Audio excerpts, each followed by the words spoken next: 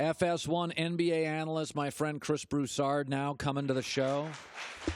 So I watched the spectacle in Los Angeles. Full disclosure, I was not. Kristine went to the dunk stuff and the skill stuff. You went to I'm sure you went to the weekend, and you were all your sourcing there. Okay, so let's just start with this. The recruiting thing, the Lakers wanted to make L.A. feel big, and Paul George and LeBron. What did you make? Doug Gottlieb said, Kobe going out, challenging Paul George's manhood. If you got to be recruited, you're not a Laker. That in itself was a recruiting tool. I don't think that strategy will work. You don't? It might work. Paul George wants to be a Laker because he grew up idolizing Magic and Kobe and this team. But I think in the past that the Lakers have tried to just be like, we're the Lakers. Look at our history. That's what they did with LaMarcus Aldridge. Right. Hollywood, you want to be in L.A.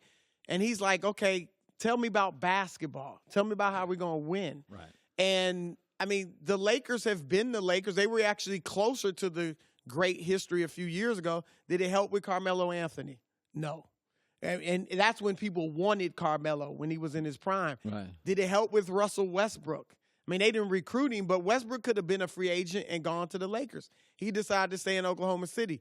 I think some players will buy into I want to play for this great franchise, but most won't. Like Boston's got a storied history too. Do they have a great history with franchise or free agents? Not really. Chicago, after Jordan turned them into a dynasty, they didn't.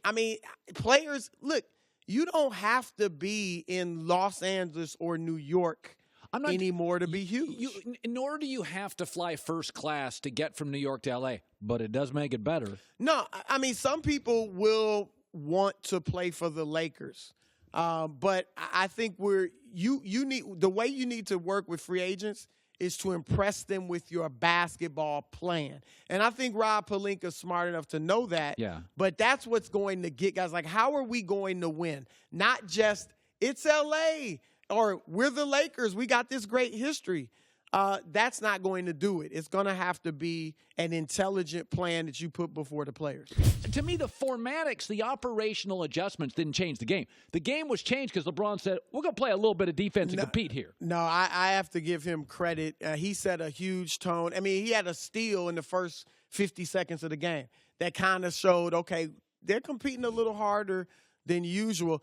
I also thought that what showed that I don't even mean this, no pun intended, he's kind of the king of the league right now. Oh, yes. At the end of the game, you had Kyrie Irving, Russell Westbrook on the floor with LeBron, two of the best point guards in the world. And who's running point? LeBron. I don't even know that they consciously made that decision. Great point. But subconsciously, you go to the best player. Now, he let Kyrie run point at times. Obviously, Kyrie gave him the great assist on the game-winning layup. But when LeBron wanted the ball, like when he waited in the backcourt, Kyrie gave him the ball and let LeBron run the point. So you saw the level of deference that two guys who don't defer, Kyrie and Westbrook, have for LeBron. So that was another statement. By the way, are you saying he should be the most valuable player this year? Okay. So you and I are going to struggle with this again. So James Harden's going to win it. As he should. Come on. When Harden was on the floor with LeBron yesterday, who felt bigger? Well, LeBron is bigger and better. Nobody's saying that LeBron's not the best player in the world. Well, but you're a stats guy. No. Harden is having more of an impact on his team. Well, his team is having a better season, and his numbers are through the roof than LeBron's team. LeBron played poorly for an entire month. LeBron was bored with the league. Okay, maybe. Whatever the reason, he didn't play up to LeBron James' standards for a month. So now he's a victim of his standards. LeBron was last in the league in plus-minus for 19 straight games. Think about that. Plus-minus is a made-up stat with a guy with a pocket protector. In the 70s, if you went to the Y, you and me went to the Y. Did you and I were like, yo, Broussard, your plus minus is whack. I knew. I was ahead of my time. You in the were 70s. not. I was one of the few. That's a goofy baseball. Don't give a rip about plus minus. But look, the team was a mess. And LeBron's the best player in the world. Did Michael Jordan win the MVP every year he was the best player in the world? And it was ridiculous he didn't. You know what? But he didn't. So the standard has been set. The precedent has been set.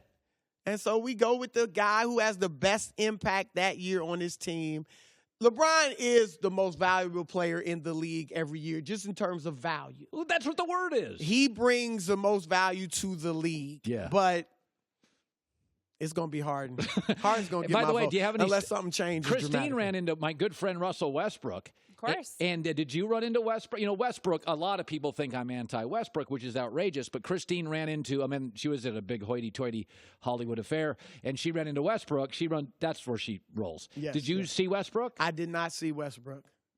I saw a lot of other people, but not Westbrook. All right. I've run into him before. He knows what you say. Not no, because no, he watches. Did you but bring because up friends what tell him. Colin has said about him? Or he just brought it up himself? No, he knew that I was on the show with you. They did this, Chris. Yeah, I've never seen the show. Hi, Kristine Leahy. How are you? No, well, listen, I have another show, Colin. He does watch American Ninja Warrior. A lot of people do. It's weird, but a lot of people do. You don't. You won't even turn the volume up when It's I'm on not the that Westminster I won't Dog watch it. Show. It's gymnastics and it's What? craziness. Dog gymnastics? No, It's no, called it's agility. just yeah. All right, Chris, good seeing you. Thanks for watching. Subscribe here to get the latest from the show. Also, be sure to check out more of the best clips from The Herd or go watch a few segments from our other shows on FS1.